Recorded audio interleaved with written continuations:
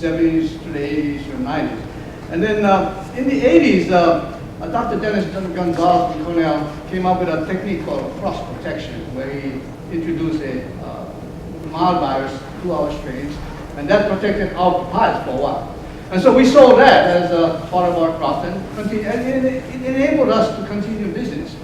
However, at the same time, they were doing this genetic modification transgenic papaya, and so when it was finally cleared in 1998 and was released, our customers were kind of already used to this idea that there's a virus in there or this is something else in there.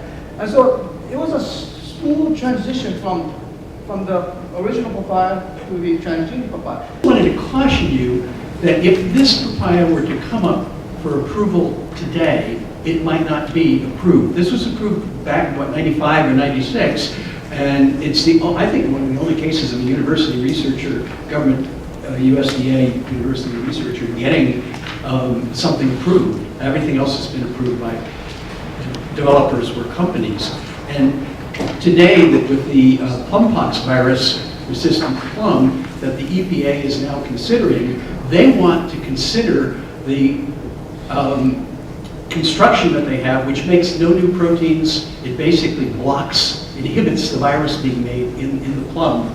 They want to consider that a plant-incorporated pesticide and treat it the way they treat the BT insect-protected crops. And it's already proven to be much harder to get a plumpox virus-resistant plum approved than that papaya. 10 years ago, the papaya or 15 years ago, the papaya has proven this is a safe technology, but now the EPA is ratcheting up the regulation, and guess who developed that plum?